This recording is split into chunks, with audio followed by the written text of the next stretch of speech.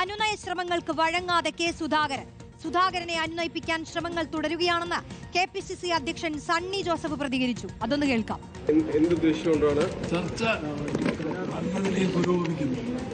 ഇതിപ്പോൾ രണ്ടാം ഘട്ട സ്ഥാനാർത്ഥി പട്ടികയ്ക്കായിട്ടുള്ള ചർച്ചയാണ്. CECക്ക് മുൻപിൽ ഞങ്ങൾ സമർപ്പിച്ച ഒറ്റ പേരുകളെല്ലാം അംഗീകരിച്ചിട്ടുണ്ട്. ഇനിയും ചില പേരുകൾ കൂടി ചില സ്ഥലങ്ങളിൽ നിർദ്ദേശിക്കാനുണ്ട്.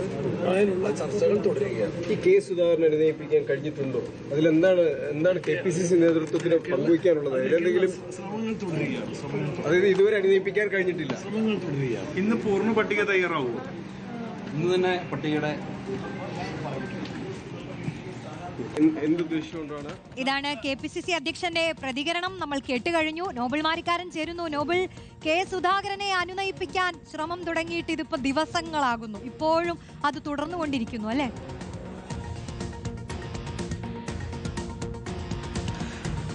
റോഷ്നി, കെ സുധാകരനെ അനുനയിപ്പിക്കാൻ ഇപ്പോഴും ശ്രമങ്ങൾ തുടരുകയാണ് എന്ന് സണ്ണി ജോസഫ് പറയുമ്പോൾ വലിയ പ്രതിസന്ധി പാർട്ടി നേരിടുന്നു എന്നാണ് അതിൽ ഏറ്റവും പ്രധാനപ്പെട്ട കാര്യം. കാരണം കെ സുധാകരൻ ഇപ്പോഴും തനിക്ക് ഈ നിയമസഭാ തെരഞ്ഞെടുപ്പിൽ മത്സരിക്കണം എന്ന നിലപാടിൽ ഉറച്ചു നിൽക്കുകയാണ്. സ്ഥാനാർത്ഥം വേണം എന്ന ആവശ്യത്തിൽ ഉറച്ചു നിൽക്കുകയാണ്. ദില്ലിയിൽ എത്തിയെങ്കിൽ പോലും നേതാക്കളുമായി വേണ്ട ആശയവിനിമയങ്ങൾ നടത്താൻ കെ സുധാകരൻ ഇതുവരെ കഴിഞ്ഞിട്ടില്ല. അത്തരത്തിൽ അദ്ദേഹം തയ്യാറായിട്ടുമില്ല. എന്താണെങ്കിലും നിലവിൽ രമേശ് ചെന്നിത്തല അദ്ദേഹത്തെ കാണുകയും അദ്ദേഹത്തിന്റെ പ്രശ്നങ്ങൾ പരിഹരിക്കാമെന്ന ഉറപ്പ് നൽകുകയും ചെയ്തു. പക്ഷേ അപ്പോഴും അനുനയ നീക്കങ്ങൾ പൂർണ്ണമായും അദ്ദേഹം അംഗീകരിച്ചിട്ടില്ലെന്ന് മാത്രമല്ല വലിയ ബുദ്ധിമുട്ട് നേരിടേണ്ടി വരുമെന്ന മുന്നറിയിപ്പ് രമേശ് ചെന്നിത്തല അറിയിക്കുകയും ചെയ്തു. ആ പശ്ചാത്തലം ഉണ്ട്.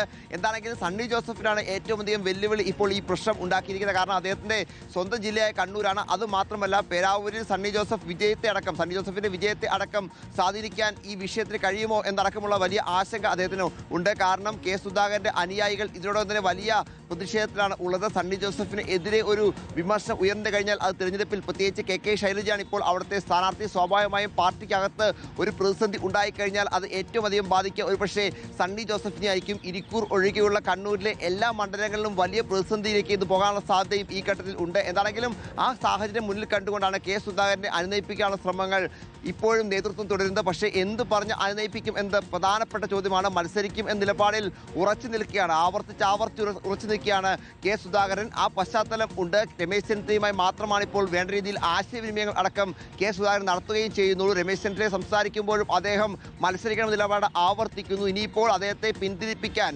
നേരത്തെ അദ്ദേഹത്തോട് ഉറപ്പ് നൽകിയതാണ്. KPCC അധ്യക്ഷ സ്ഥാനം മാറുമ്പോൾ MLA സ്ഥാനത്തേക്ക് മത്സരിപ്പിക്കാം, നിയമസഭയിൽ മത്സരിപ്പിക്കാം എന്ന ഉറപ്പ് ലഭിച്ചതാണെന്ന് അടക്കമുള്ള കാര്യം കഴിഞ്ഞ ദിവസങ്ങളൊക്കെ സുധാകരൻ പറഞ്ഞതാണ്.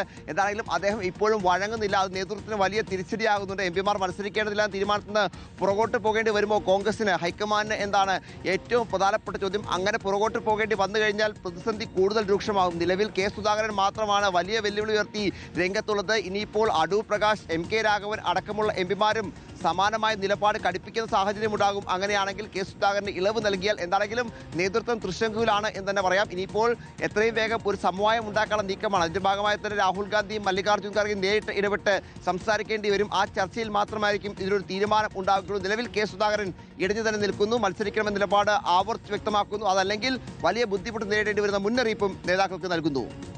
ഇപ്പോൾ പാർട്ടി നേതൃത്വം ഒരു തൃശങ്കുവിലാണ്. ആ തൃശങ്കു പൊളിച്ച് എപ്പോഴായിരിക്കും ആ സ്ഥാനാർത്ഥി പട്ടിക പുറത്തു വരിക എന്നുള്ളത് തന്നെയാണ് നമ്മൾ നോക്കുന്നത്.